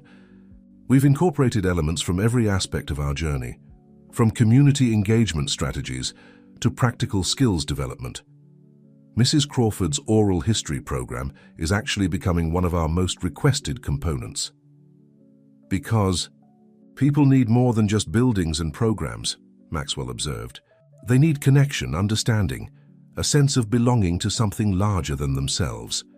A commotion in the hallway drew their attention. Lucy was returning with her tour group, but now they were accompanied by an unexpected visitor, Thompson, their former board member, who had undergone his own transformation through the Oakland project. "You have to see this," Thompson announced excitedly, pulling out his phone to show them photos. The Oakland Community Center, modeled after their mansion renovation, was thriving. Gardens bloomed where parking lots had been planned. Children played in spaces that had once been slated for luxury retail. "But the most amazing part," Thompson continued, "is what's happening beyond our project boundaries. Other developers in the area are starting to change their approaches. They're seeing that community-centered development isn't just ethically right, it's sustainable and profitable in ways we never imagined." Maria smiled, remembering the long journey from her days as a displaced worker to her current role as Community Impact Director.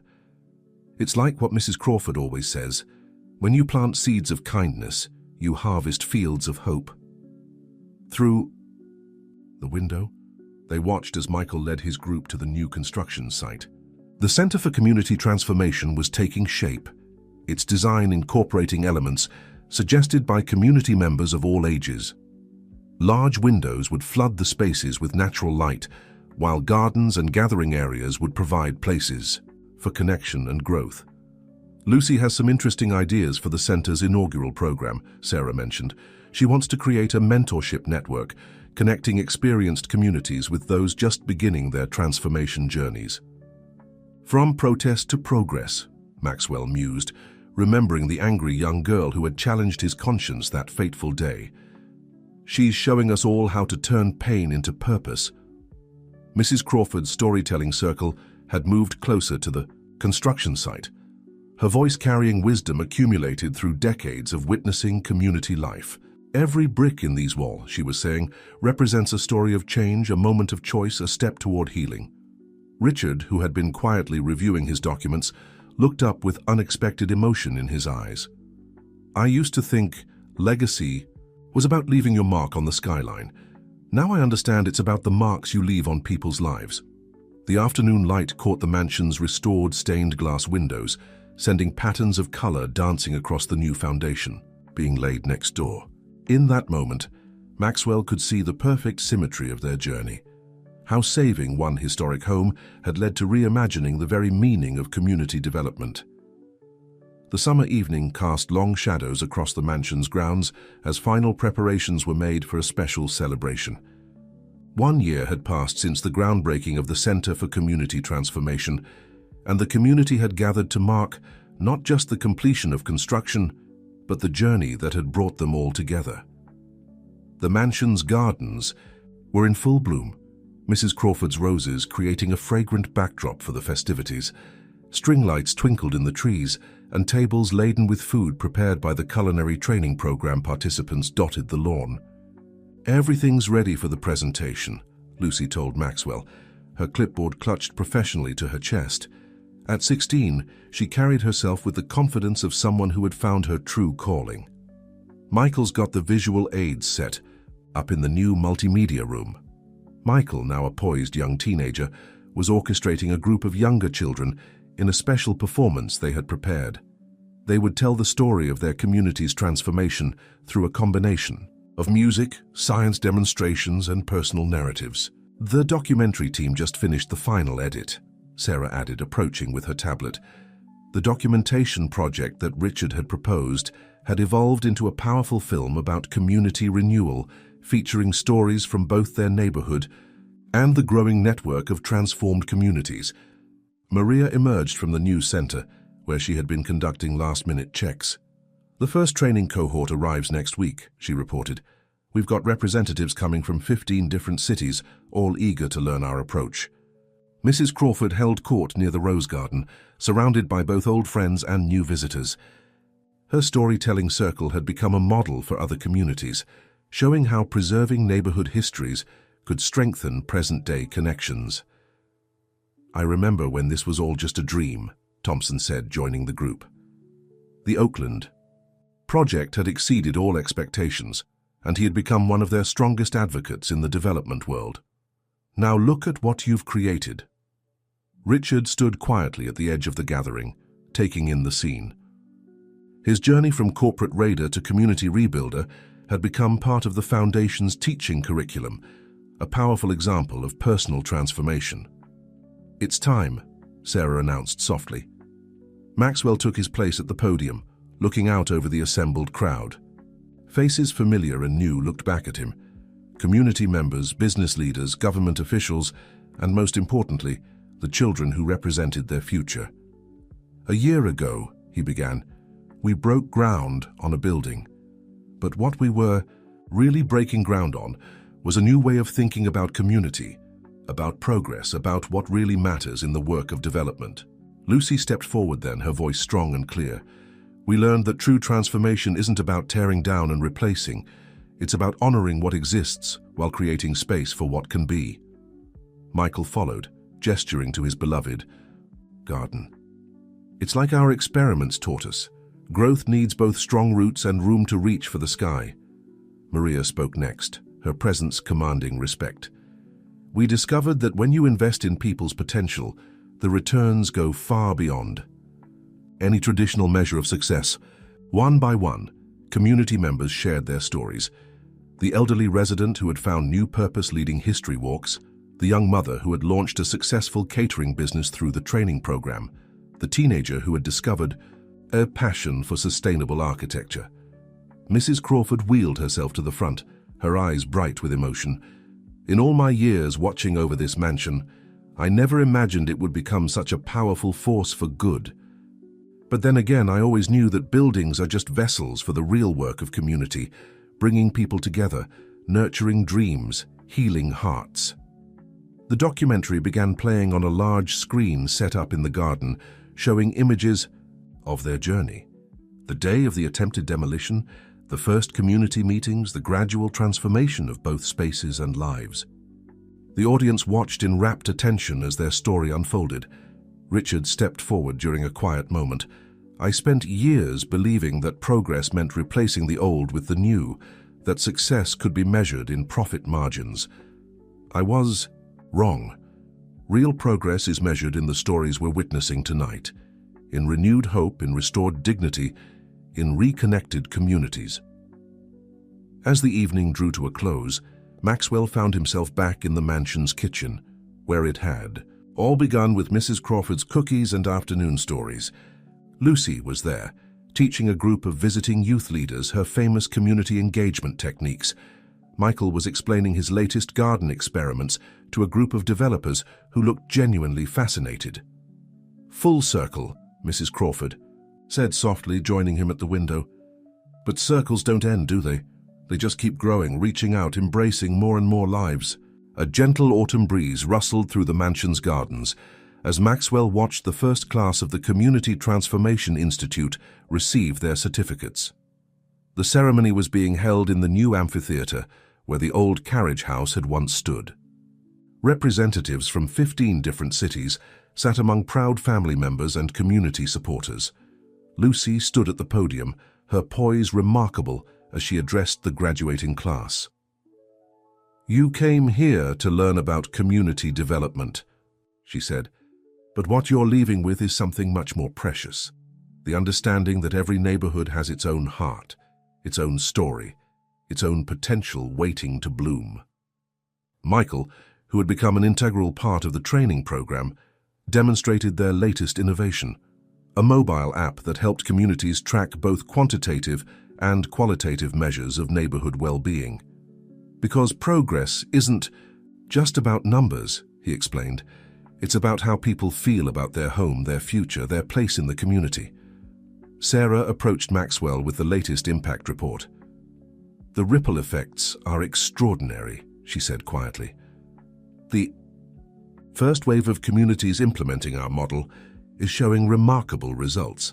Employment rates up, youth engagement increasing, elderly isolation decreasing.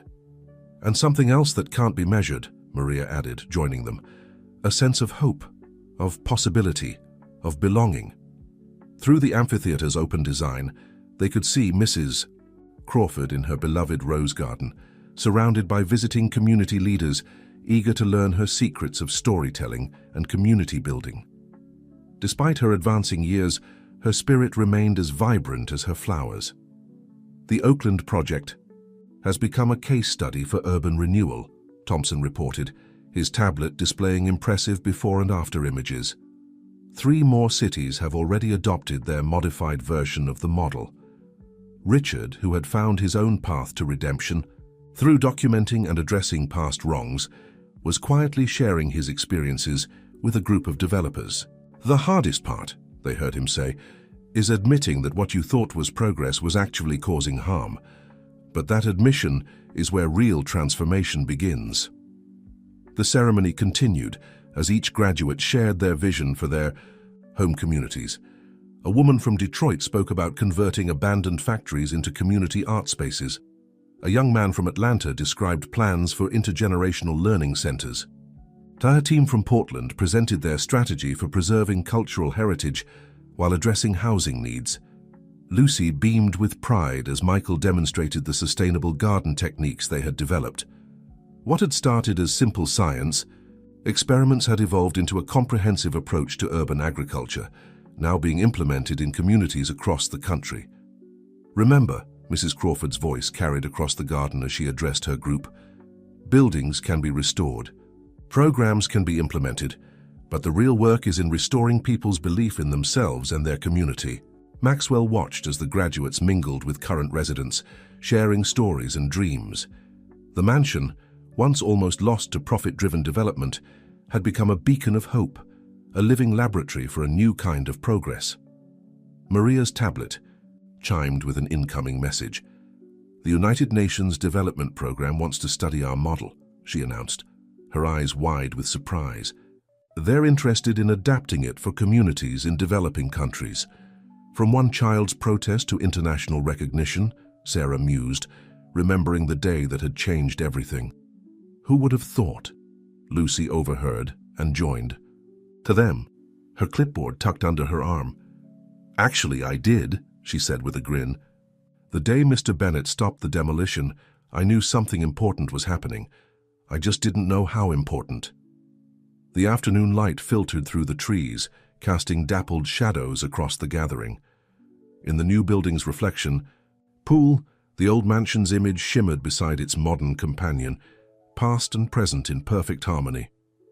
"We're receiving applications from 30 more communities for the next training cycle," Sarah reported, "and that's not counting the international inquiries." Maxwell watched as Michael led a group of graduates through the garden, explaining how their composting system had evolved into a model for community waste management and sustainable agriculture. The boy's natural teaching ability reminded him of Mrs. Crawford's patient lessons in this same garden so many years ago. "You know what the best part is," Lucy said, watching the scene.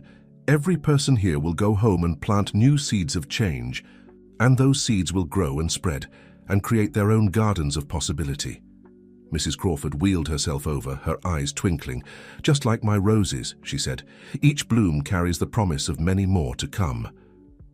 The winter sun cast long shadows through the mansion's restored windows as Maxwell helped Mrs. Crawford arrange photographs for the community center's expanding historical collection.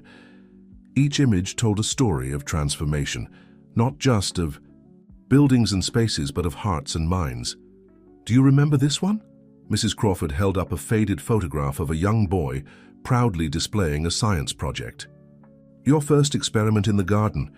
You were so certain that talking to plants would make them grow better." Maxwell chuckled, taking the photo. "And now Michael's proving it with actual scientific data. Some dreams just need time to find their proof." Lucy entered the room carrying a tablet with the latest community impact statistics. At 17, she had grown into her role as youth program director with remarkable grace. "The new satellite centers are showing amazing results," she reported.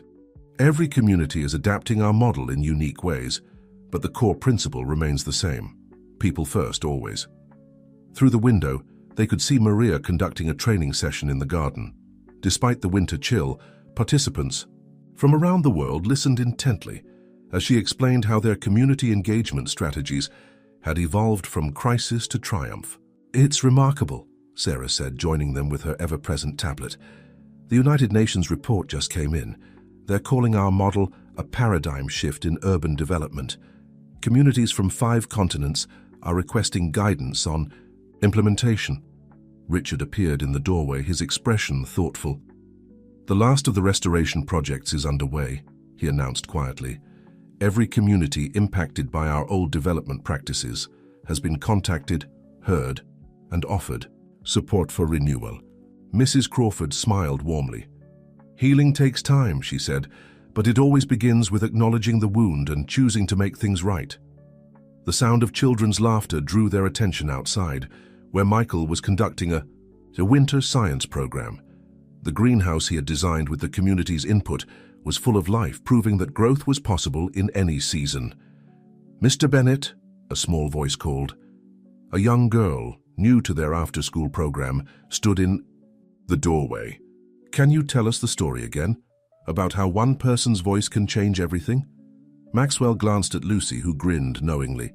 The story of her protest had become legend among the children, a reminder that courage comes in all sizes. "Actually," he said, "I think we need multiple voices for this story. Mrs. Crawford, would you start us off?" As the children gathered around, Mrs. Crawford began weaving the tale of transformation. She spoke of a mansion filled with memories, of a community that refused to be erased, of a heart that remembered how to feel. Lucy joined in, describing the day she had found her voice and her purpose.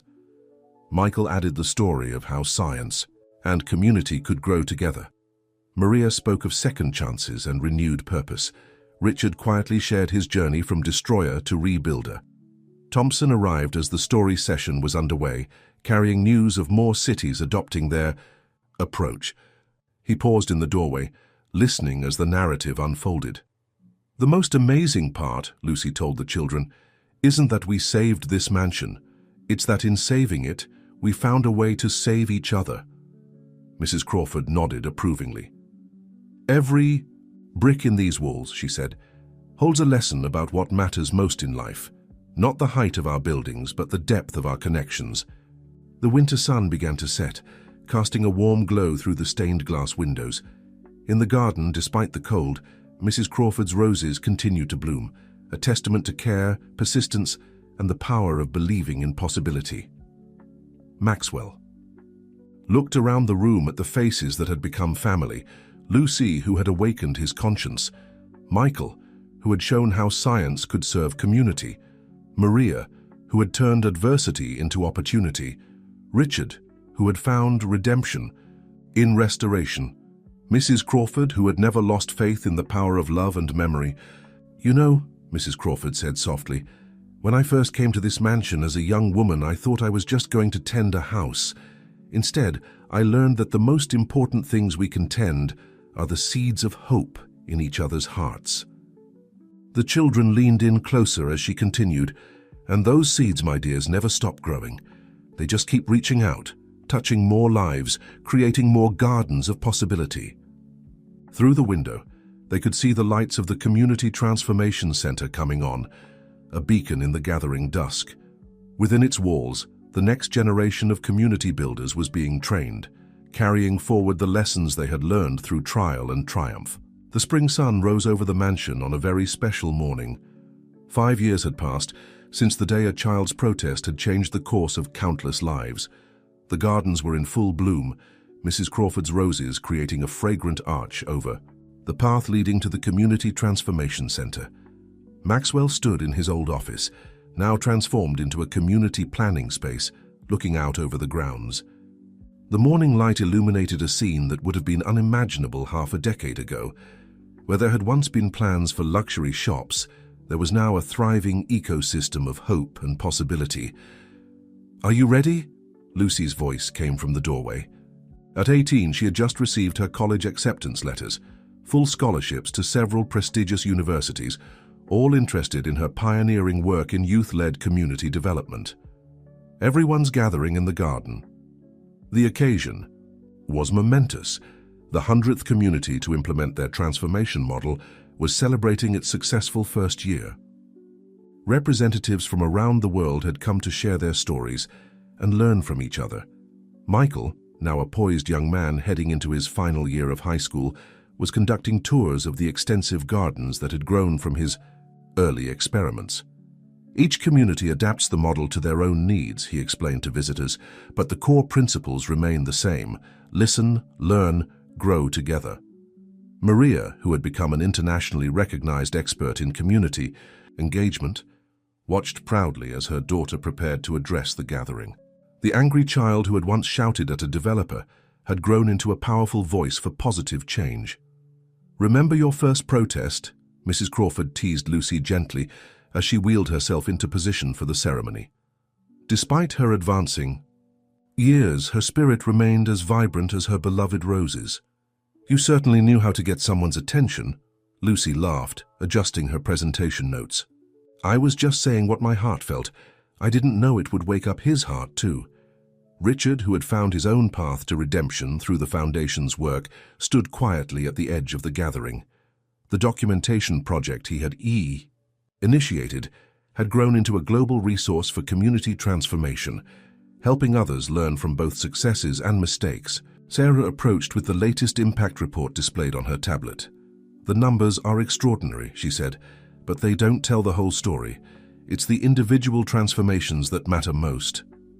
As if to emphasize her point, a group of children ran past, heading for the science garden where Michael had once discovered his purpose. They were followed by their parents, participants in the center's various training programs, each carrying their own story of renewal and hope. Thompson, now a leading advocate for community-centered development, joined them with news from the latest international conference. "Your model is being studied by urban planners worldwide," he reported. "They're calling it the heart-centered development approach." Mrs. Crawford smiled at this. "Finally, they're using the right words. Development without heart is just construction. With heart, it's transformation." Maxwell took his place at the podium, looking out over the assembled crowd. Faces familiar and new looked back at him. Community leaders, international delegates, local residents, and most importantly, the children who represented the future they were all working to build. "5 years ago," he began, "I stood on these grounds with very different plans in mind. I thought I knew what progress looked like. I thought I knew what success meant. I was wrong. Lucy stepped forward then, standing beside him. But being wrong became the first step toward being right, she added. Sometimes the heart needs a wake-up call to remember what it always knew. Michael joined them, gesturing to the flourishing gardens around them. We learned that real growth isn't about tearing down the old to build the new. It's about nurturing what's already there and creating space for what can be. Maria spoke next, her presence commanding respect. We discovered that every community has its own wisdom, its own strength, its own seeds of transformation waiting to bloom. Mrs. Crawford wheeled herself forward, her eyes bright with emotion. And most importantly, she said, we learned that no heart is ever truly lost. It just needs someone brave enough to remind it how to feel.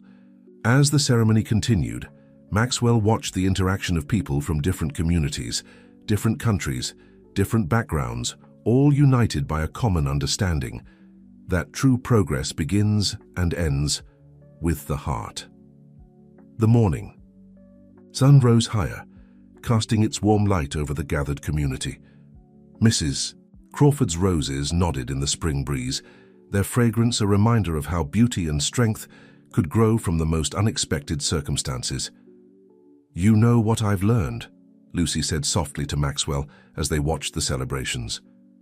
That one person's awakening can start a chain reaction of transformation, but it only works if we're brave enough to speak our truth and wise enough to listen when others speak theirs. Maxwell nodded, remembering the angry child who had shouted at him that day. And sometimes, he added, the bravest thing we can do is admit we were wrong and try to make things right. The sound of children's laughter floated up from the gardens where Michael was teaching a new generation about growth and possibility. In the community center, Maria was sharing strategies with visitors from around the world. And through it all, Mrs. Crawford's roses continued to bloom, a living testament to the power of nurturing what matters most. The heart always remembers, Mrs. Crawford said, watching the scene with satisfaction. It just needs a little reminder sometimes of what truly matters. And in that moment, surrounded by the community that had grown from a single act of protest, Maxwell understood that some developments couldn't be measured in square footage or profit margins. The most important developments happened in the heart, where true transformation began and where the seeds of change would continue to bloom. For generations to come,